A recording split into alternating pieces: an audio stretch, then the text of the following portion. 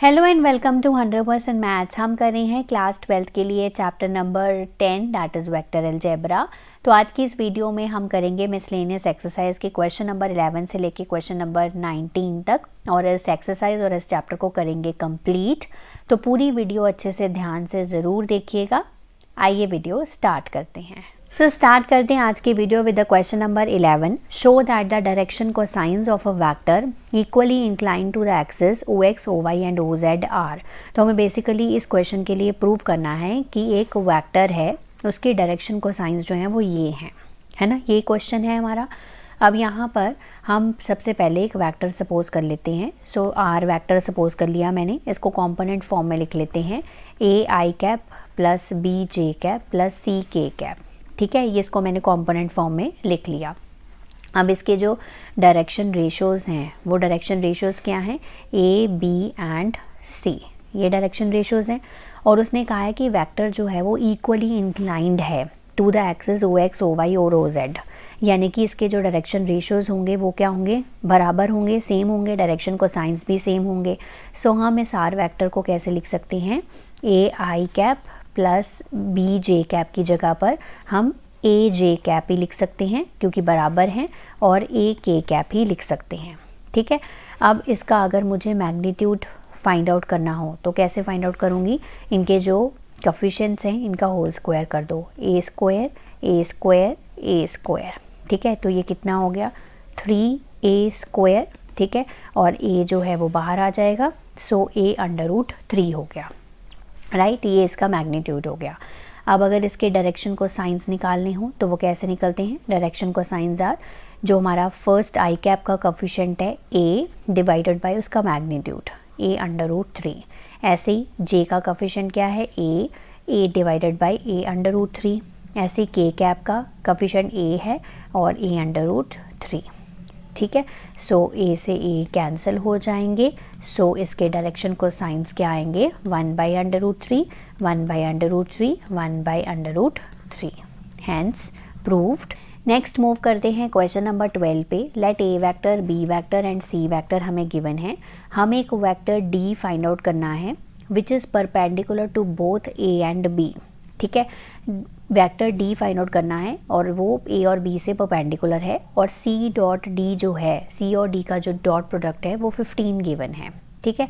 तो हमें यहाँ पर वेक्टर डी फाइंड आउट करना है। सो लेट कर लेते हैं कि वेक्टर डी है क्या। वेक्टर डी है हमारा x i cap y j cap and z k cap, ये हमारा वेक्टर डी है, सपोज कर लिया, ठीक है। अब उसने कहा कि डी वेक्टर जो है it is perpendicular to A vector, यानी कि इन दोनों का जो डॉट प्रोडक्ट होगा वो क्या होगा, 0 होगा। और इसने कहा कि डी वेक्टर जो है it is perpendicular to B vector, यानी कि डी वेक्टर और बी वेक्टर का डॉट प्रोडक्ट 0 होगा। और एक और चीज़ गिवन है, सी वेक्टर और डी वेक्टर का डॉट प्रोडक्ट 15 गिवन है, ठीक है। तो ये हमें ऑलरेडी चीज़ें गिवन हैं और हमें डी वेक्टर को फाइंड आउट करना है, ठीक है। तो अब यहाँ से फर्स्ट इक्वेशन निकल सकती है, डी डॉट बी से सेकंड इक्वेशन, और सी डॉट डी से थर्ड इक्वेशन निकल सकती है। और 3 ही वेरिएबल्स हैं तो हम आराम से डी वेक्टर को निकाल पाएंगे। तो सबसे पहले हम करेंगे डी वेक्टर और ए वेक्टर का डॉट प्रोडक्ट। तो डी वेक्टर हमारा ये रहा और ए वेक्टर हमारा ये रहा, ठीक है। तो हम यहाँ पर डी और ए वेक्टर का डॉट प्रोडक्ट करेंगे। तो डॉट प्रोडक्ट कैसे करते हैं, x इंटू इसके कोफिशिएंट को, दैट इज़ x ही हो गया, प्लस y इंटू 4 यानी कि 4y हो गया, z इंटू 2 यानी कि 2z हो गया। कोफिशिएंट्स को मल्टीप्लाई कर देना है, इज़ इक्वल टू 0। तो पहली इक्वेशन रेडी हो गई। सेकंड हम d डॉट b को क्या करेंगे, डॉट प्रोडक्ट करेंगे, x इंटू 3 यानी कि 3x हो गया, 2 इंटू वाई यानी कि -2y हो गया, 7 इंटू जेड 7z हो गया, is equal to 0। Second equation भी रेडी हो गई। देन सी डॉट डी, ये सी डॉट डी का हमें डॉट प्रोडक्ट करना है, 2 इंटू एक्स 2x हो गया, ठीक है। देन -1 इंटू वाई -y हो गया, प्लस 4 इंटू जेड 4z हो गया, इज़ इक्वल टू 15। तो ये थर्ड इक्वेशन बन गई, ठीक है। अब हमें इन तीनों इक्वेशंस को सॉल्व करना है। 3 वेरिएबल्स हैं तो सबसे पहले वाले में से मैं यहाँ से x की वैल्यू निकाल लेती हूँ। x की वैल्यू निकालने के लिए ये दोनों वेरिएबल्स उधर ले जाओ, -4y -2z। ठीक है, अब ये x की वैल्यू आप किस में सब्स्टिट्यूट करोगे, थर्ड इक्वेशन में। ठीक है, तो मैं लिख रही हूँ यहाँ पर put the value of x in equation number 3। ठीक है, इक्वेशन नंबर 3 में मैं पुट कर रही हूँ।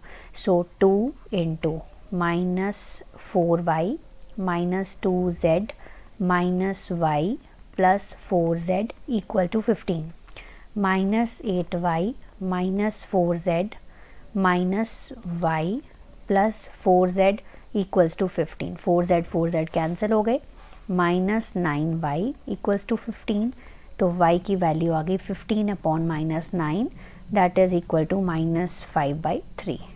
सो y की वैल्यू आ गई हमारे पास -5/3।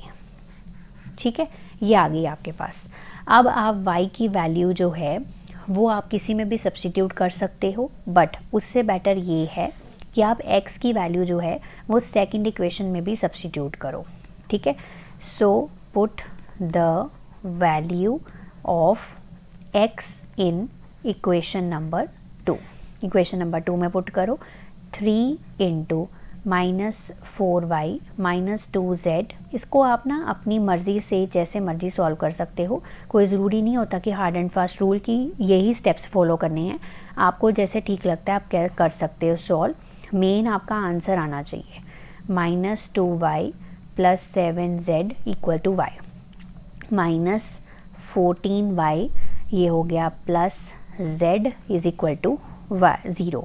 देन अब y की वैल्यू तो आपके पास है तो यहाँ पर पुट कर दीजिए, -5/3 plus z is equal to 0, minus cancel हो गए, 70/3 plus z is equal to 0, तो z की वैल्यू आ गई -70/3।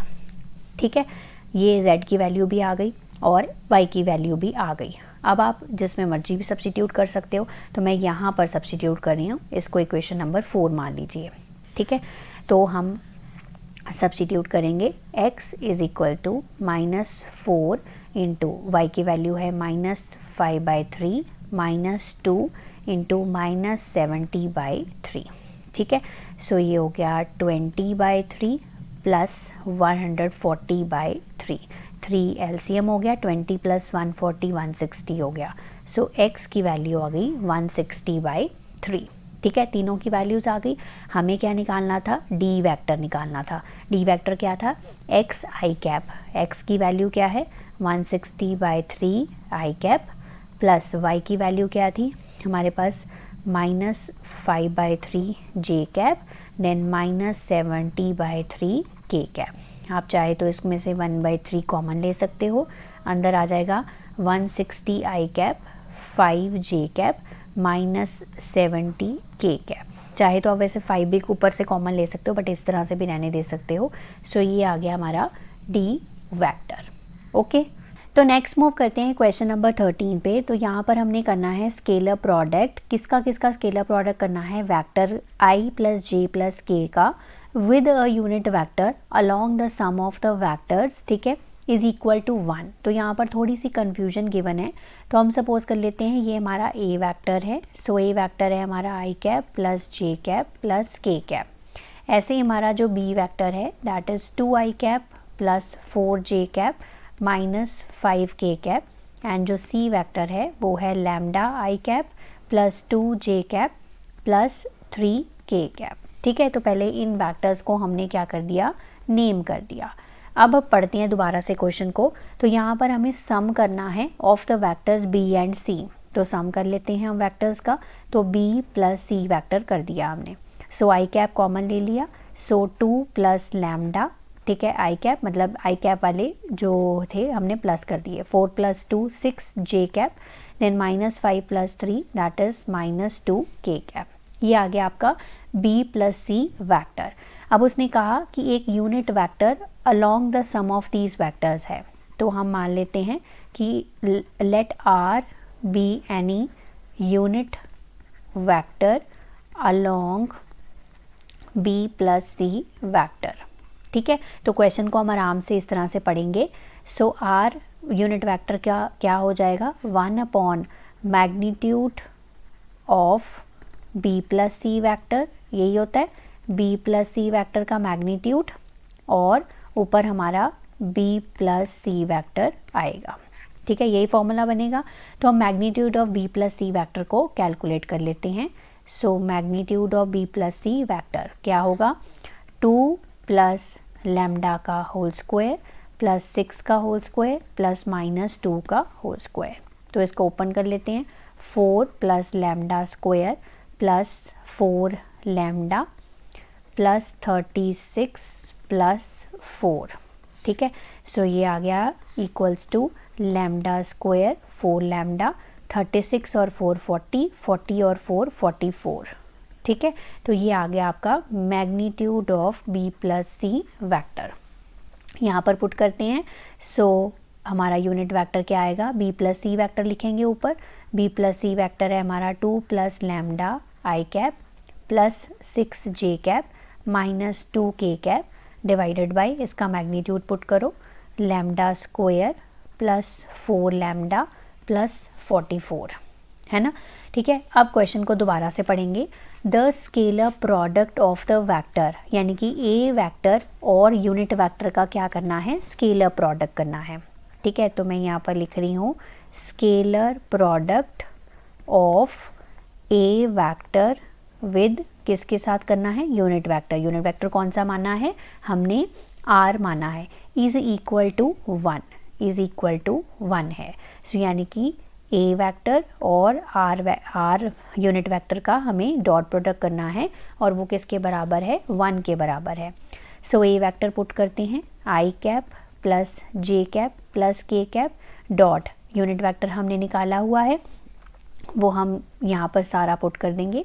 2 plus lambda i plus 6 j cap minus 2 k cap divided by root of lambda square 4 lambda 44। ठीक है, इज़ इक्वल टू 1। अब dot product कैसे करते हैं, इसके कोफिशिएंट्स को मल्टीप्लाई कर देंगे। सो इसके कोफिशिएंट्स तो 1 1 ही है। So 2 plus lambda plus 6 minus 2, ठीक है ना। 2 plus lambda into 1 1, 2 plus lambda ही रहेगा, 6 इंटू 1 6 रहेगा, 2 इंटू 1 2 ही रहेगा। इसको हम इधर ले जाते हैं। सो this is lambda square 4 lambda 44। सो 2 और 2 कैंसिल हो गए, यहाँ पर बचा सिर्फ lambda plus 6 is equal to lambda square plus 4 lambda plus 44 का रूट। अब हमें क्या करना है, इसको सिर्फ सॉल्व करना है। तो मैं इस साइड पे सॉल्व कर रही हूँ। सो स्क्वायरिंग बोथ साइड्स करेंगे। सो नेक्स्ट स्टेप्स में यहाँ लिख रही हूँ स्क्वायरिंग बोथ साइड्स। तो लैम्डा प्लस 6 का whole square is equal to lambda square 4 lambda plus 44, whole square open करो, lambda square 36 plus 12 lambda, lambda square 4 lambda plus 44, lambda square cancel हो गए, 12 और 4 लैम्डा को इधर ले आए, 8 lambda, 44 minus 36 is equals to 8। So lambda is equals to 1, 8 divide by 8 1 होता है। सो लैम्डा आ गया 1। So this is the answer. It's a very important question from your exam point of view. So next move करते हैं question number 14 पे। तो ये जो question है हमारी न्यू बुक में टाइपिंग मिस्टेक है या कुछ और है, तो यहाँ पर ये क्वेश्चन थोड़ा सा रॉन्ग है, तो हम पुरानी बुक के हिसाब से ही सॉल्व करेंगे। सो पुरानी बुक के हिसाब से यहाँ पर ए vector plus B vector plus सी वेक्टर था, तो इसके अकॉर्डिंगली हम यहाँ पे क्वेश्चन को सॉल्व करने वाले हैं। So if a B c are mutually perpendicular vectors of equal magnitudes, तो सबसे पहले यहाँ पर गिवन लिख लेते हैं। कह रहा है कि ए बी सी 3 वेक्टर्स हैं इक्वल मैग्नीट्यूड के। इक्वल मैग्नीट्यूड के मतलब इनका तीनों का जो मैग्नीट्यूड है, ए वेक्टर का, बी वेक्टर का और सी वेक्टर का मैग्नीट्यूड जो है वो सेम है। ठीक है, अब म्यूचुअली परपेंडिकुलर भी गिवन है। म्यूचुअली परपेंडिकुलर यानी कि उनका डॉट प्रोडक्ट जो है वो 0 है। ठीक है, 2 बातें एक ही लाइन में हमें गिवन है। पहली बात इक्वल मैग्नीट्यूड के हैं, दूसरी बात वो म्यूचुअली परपेंडिकुलर हैं, तो उनका डॉट प्रोडक्ट 0 होगा। अब शो क्या करना है, शो करना है, प्रूव करना है कि ए vector plus B vector plus सी वेक्टर जो है this is equally inclined to A vector, B vector and C vector. Equally inclined का मतलब हो गया कि उनके जो एंगल्स हैं वो बराबर होने चाहिए, हमें ये प्रूव करना है। ठीक है, तो हम क्या करेंगे कि ए vector plus B vector plus सी वेक्टर का डॉट प्रोडक्ट करेंगे ए वेक्टर के साथ, फिर हम इसका डॉट प्रोडक्ट करेंगे बी वेक्टर के साथ। ठीक है, और फिर हम इसका डॉट प्रोडक्ट करेंगे किसके साथ, सी के साथ। अगर इसमें तीनों के एंगल्स जो हैं, तीनों में एंगल्स जो हैं वो बराबर आ जाते हैं तो हम लिख देंगे कि these are equal inclined to A B C vector. Okay, so यहाँ पर अगर हम इसका डॉट प्रोडक्ट करते हैं तो कैसे, डॉट प्रोडक्ट का फॉर्मूला क्या होता है, यहाँ पर आर लगा दो, ए प्लस बी प्लस सी का मैग्नीट्यूड देन ए वेक्टर का मैग्नीट्यूड और साथ में कॉस थीटा होता है। पर अब यहाँ पर तीन हैं अलग अलग, तो मैं यहाँ पर तीन अलग अलग एंगल्स यूज़ करूँगी। तो यहाँ पर कॉस अल्फ़ा यूज़ किया, सो यहाँ पर a plus b plus C vector का मैग्नीट्यूड, बी वेक्टर का मैग्नीट्यूड कॉस बीटा यूज़ किया is equal to a plus b plus C vector का मैग्नीट्यूड, सी वेक्टर का मैग्नीट्यूड कॉस गामा यूज़ किया। तो बेसिकली इस क्वेश्चन के लिए मुझे यहाँ पर शो करना है कि कॉस अल्फ़ा, कॉस बीटा और कॉस गामा एक ही है, तीनों बराबर ही हैं। ठीक है, अल्फ़ा बीटा गामा जो है वो बराबर ही हैं। तो इनका डॉट प्रोडक्ट कर लेते हैं, A vector into A vector then B vector into A vector, C vector into A vector is equal to, ये सारा एज इट इज़ रहने देते हैं, A vector plus B vector plus C vector का magnitude, ए vector का magnitude cos alpha. अब यहाँ पर देखो ये क्या हो जाएगा, ये हो जाएगा ए वेक्टर के मैग्नीट्यूड का whole square. B vector dot ए वेक्टर, तो आपको पता है कि वो क्या है, ज़ीरो है क्योंकि म्यूचुअली परपेंडिकुलर है, ये भी ज़ीरो है, is equal to A vector plus B vector plus C vector. ठीक है, एंड ए वेक्टर का मैग्नीट्यूड कॉस अल्फ़ा, और इसमें से एक इस तरह से कट जाएगा तो सिर्फ ए वेक्टर रह गया is equal to A vector plus B vector plus C vector cos alpha. तो ए वेक्टर का magnitude divided by a vector plus B vector plus C vector is equals to cos alpha. तो ये हमारे पास आ गया। ठीक है, same way इसको जब हम सॉल्व करेंगे तो हमारे पास आ जाएगा बी वेक्टर का magnitude divided by a vector plus B vector plus C vector is equal to cos beta. और सेम जब इसको सॉल्व करेंगे तो हमारे पास आ जाएगा सी वेक्टर का मैग्नीट्यूड, ए वेक्टर का बी वेक्टर प्लस सी वेक्टर का whole magnitude equals to cos gamma. Okay, तो ये हमारे पास तीनों रिजल्ट्स आ जाएंगे जब हम इन तीनों को सॉल्व करेंगे। तो आपको पेपर में पूरा सॉल्व करके आना है, यहाँ पर मैंने आपको एक बता दिया है, बाकी सिमिलर वे से दोनों करनी है। ठीक है, अब यहाँ पर हम क्या करेंगे, लिखेंगे कि बट जो ए वेक्टर का मैग्नीट्यूड है, बी वेक्टर का मैग्नीट्यूड है और सी वेक्टर का मैग्नीट्यूड है वो तो तीनों बराबर हैं, वो हमें गिवन है। ठीक है, गिवन है ना, तो इसका मतलब है कि यहाँ पर कॉस अल्फ़ा, कॉस बीटा और कॉस गामा भी बराबर होंगे। अगर ये बराबर हैं तो अल्फ़ा बीटा गामा भी इक्वल होंगे।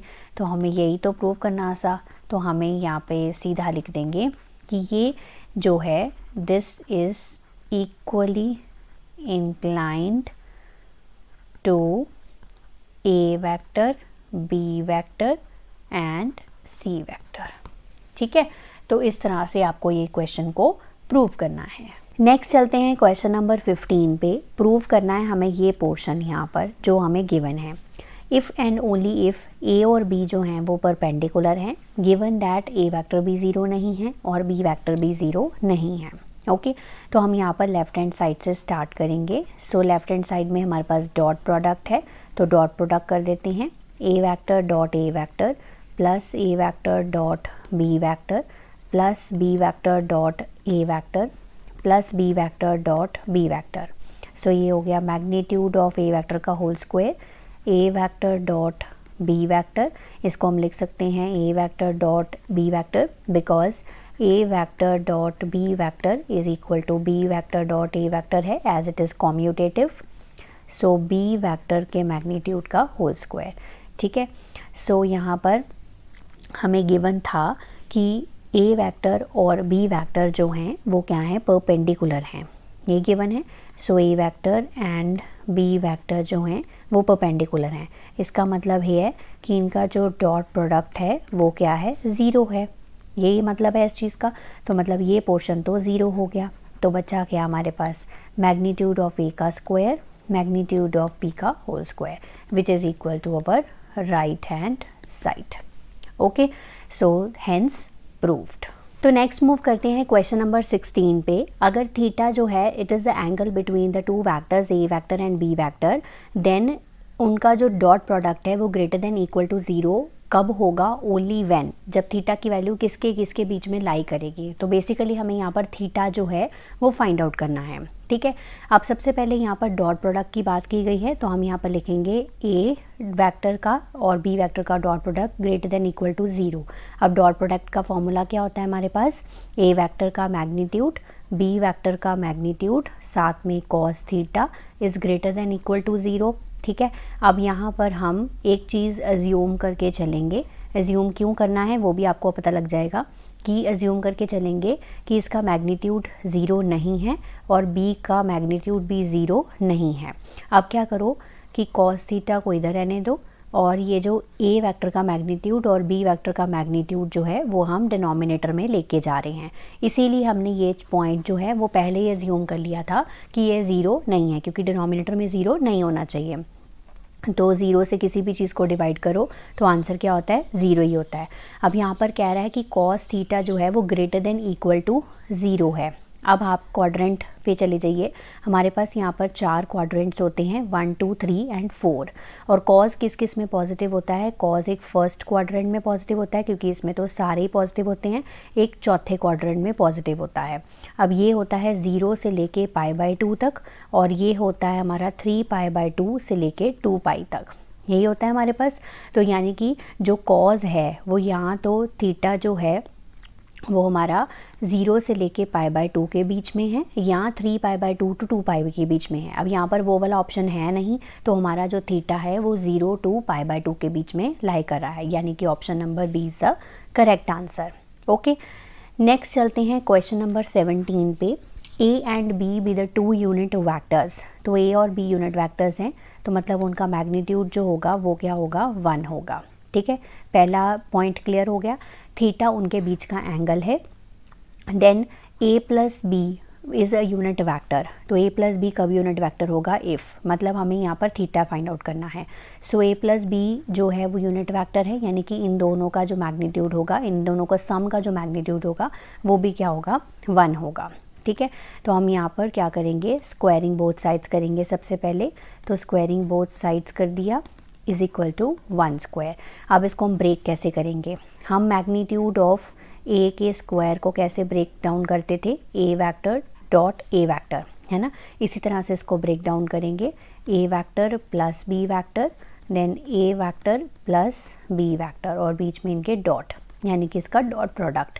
अब मल्टीप्लाई कर दीजिए, A vector into A vector, A vector into B vector, then B vector into A vector, B vector into B vector equals to 1। अब ये क्या हो जाएगा, ए वेक्टर का होल स्क्वायर। ऐसे ही यहाँ पर ये हो जाएगा बी वेक्टर का होल स्क्वायर, बी वेक्टर के मैग्नीट्यूड का होल स्क्वायर। और ये A vector dot B vector dot A vector. अब हमें पता है कि जो इनका डॉट प्रोडक्ट होता है इट इज़ कॉम्यूटेटिव, तो दोनों बराबर होते हैं। तो हम यहाँ पर बी डॉट ए वेक्टर की जगह पर हम यहाँ पर वापस से a vector dot B vector भी लिख सकते हैं, is equal to 1। So magnitude of a square ये हो गया 2 times a vector dot B vector, magnitude of b vector का होल स्क्वायर इक्वल्स टू 1। अब इनके मैग्नीट्यूड क्या है, 1, सो 1 का square, 2 A vector dot B vector, इसका भी 1 इक्वल्स टू 1। सो 1 का स्क्वायर, 1 प्लस 1 कितना हो गया, 2, 2 plus 2 A vector dot B vector equals to 1। 2 आप क्या कर सकते हो, उधर लेके जा सकते हो। So 2 A vector dot B vector, 1 minus 2 कितना हो गया, -1, A vector dot B vector equals to -1/2। अब डॉट प्रोडक्ट का फॉर्मूला लगा दीजिए, magnitude of A magnitude of B cos theta equals to -1/2। हमें तो थीटा की वैल्यू चाहिए, वो आ जाएगी अब यहाँ से। Magnitude of a is 1, magnitude of b is 1, साथ में कॉस थीटा इक्वल्स टू -1/2। अब यहाँ पर हो गया कॉस थीटा इक्वल्स टू -1/2 और यहाँ पर हम लिख सकते हैं माइनस कॉस π/3। ठीक है, इसको पॉजिटिव करने के लिए हम पाई से माइनस करेंगे। So cos theta equals to cos क्या करेंगे पाई माइनस π/3। सो ये हो जाएगा कॉस 2π/3। तो थीटा की वैल्यू कितनी आ गई 2π/3। ठीक है, यानी कि option number D is the correct answer. Next move करते हैं क्वेश्चन नंबर 18 पे। तो इसको करने से पहले जो हमारे डॉट प्रोडक्ट और हमारे क्रॉस प्रोडक्ट के हमारे जो रिजल्ट्स होते हैं वो हम यहाँ पर पहले लिख रहे हैं, उन्हीं को यूज़ करना है हमें यहाँ पर। आई क्रॉस जे वो क्या होता है के, और अगर जे क्रॉस आई हो जाए तो वो बन जाता है -k। ठीक है, ऐसे ही जे क्रॉस के जो है वो होता है आई, और अगर हमारे पास k क्रॉस j हो जाए मतलब उल्टा हो जाए तो वो -i के बराबर बन जाता है। ऐसे ही हमारे पास k क्रॉस i हो तो वो j होता है, पर अगर i क्रॉस k हो जाए तो वो -j बन जाता है। ठीक है, अगर सीक्वेंस वाइज चले तो मतलब अगर i j k इस तरह से लाइन में लिखें, i इंटू जे है तो सीधा ही आ जाएगा, अगर उल्टे हो गए तो माइनस लग जाएंगे। ये हो गए क्रॉस प्रोडक्ट के रिजल्ट्स। ठीक है, और हमारा आई कैप इंटू आई कैप वो क्या होता है 1, जे कैप इंटू जे कैप वो भी क्या होता है 1, एंड के कैप इंटू के कैप वो भी क्या होता है 1। ऐसे ही अगर ऑपोजिट्स आ जाएं तो आई इंटू जे 0, जे इंटू आई या के is equal to 0, k into i is equal to 0। ऐसे ही होता है। तो इन प्रोडक्ट्स को हम अब यहाँ रिजल्ट्स को यूज़ करने वाले हैं, तो हमें इसकी वैल्यू चाहिए। सो सबसे पहले आई कैप को ऐसे रहने देते हैं, डॉट जे इंटू के। अब जे इंटू के क्या है आई है, तो आई लिख देते हैं, प्लस जे कैप आई इंटू के। आई इंटू के कहाँ है, ये माइनस जे कैप हो गया और इनका डॉट प्रोडक्ट है, प्लस के कैप इंटू आई इंटू जे। आई इंटू जे कहाँ है, ये रहा के कैप।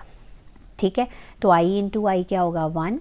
अब इसको पहले एक हम लिख लेते हैं, आई इंटू आई कैप माइनस जे इंटू जे कैप प्लस के कैप इंटू के कैप, इस तरह से होगा। सो आई इंटू आई 1, जे इंटू जे 1, के इंटू के 1। सो एक 1 कट गया, so answer is 1। So option number c is the correct answer. Next question number 19, last question of this chapter and this exercise also. Question number 19 में theta is the angle between the two vectors। तो हमें given है, ये चीज़ given है when theta is equal to, तो हमें basically क्या निकालना है, theta निकालना है। तो left hand side को अगर हम देखें तो इसमें हमारे पास क्या है, a वेक्टर और b वेक्टर का डॉट प्रोडक्ट है। तो a vector dot b vector का डॉट प्रोडक्ट हम कैसे लिखते हैं, a वेक्टर का मैग्नीट्यूड b वेक्टर का मैग्नीट्यूड cos थीटा। अब लेफ़्ट हैंड साइड में इसका मैग्नीट्यूड के रखा है, तो हम क्या करेंगे, मैग्नीट्यूड कर देते हैं दोनों साइड्स का। ठीक है, इसी तरह से हम क्या कर देते हैं, मैग्नीट्यूड कर देते हैं दोनों साइड्स का, cos थीटा का पूरे का मैग्नीट्यूड। सो a का मैग्नीट्यूड इसी तरह से रहेगा, b का मैग्नीट्यूड भी इसी तरह से रहेगा, और cos थीटा का भी मैग्नीट्यूड हो जाएगा, है ना। ये हो गया हमारा लेफ़्ट हैंड साइड। अब हम राइट हैंड साइड देखते हैं। राइट हैंड साइड में है हमारे पास क्रॉस प्रोडक्ट। क्रॉस प्रोडक्ट का फॉर्मूला लिख लेते हैं। क्रॉस प्रोडक्ट का फॉर्मूला होता है a वेक्टर का मैग्नीट्यूड b वेक्टर का मैग्नीट्यूड, साथ में साइन थीटा और साथ में n कैप, यही होता है। ठीक है, सो इसका मैग्नीट्यूड है, सो मैग्नीट्यूड कर लेते हैं। सो a vector cross b vector का मैग्नीट्यूड और इस पूरे का भी magnitude, sine theta n cap पूरे का मैग्नीट्यूड। ओके, सो ये हो गया a वेक्टर का मैग्नीट्यूड, b वेक्टर का मैग्नीट्यूड, साइन थीटा का मैग्नीट्यूड, और n कैप एक यूनिट वेक्टर ही है तो उसका मैग्नीट्यूड 1 ही होगा, तो वो लिखने की आपको ज़रूरत नहीं है। ठीक है, ये बन गई हमारी राइट हैंड साइड। ओके और इसमें दोनों को क्या बोला हुआ है, इक्वल टू है, यानी कि हम लिख सकते हैं यहाँ पर ए वेक्टर का मैग्नीट्यूड बी वेक्टर का magnitude cos theta is equal to A vector का मैग्नीट्यूड बी वेक्टर का मैग्नीट्यूड साइन थीटा का मैग्नीट्यूड, है ना। इस तरह से ही लिखेंगे। सो हमारे पास क्या रह गया इसमें से, कॉस थीटा का magnitude is equal to sine theta का मैग्नीट्यूड। और कॉस और साइन थीटा कोई ऐसी वैल्यू है थीटा की जहाँ पर इन दोनों की वैल्यू सेम होती है, यस 45 पे, यानी कि π/4 पे, ठीक है। तो हम यहाँ पर लिखेंगे so this is only possible for theta is equals to π/4। तो option number B is the correct answer of this question.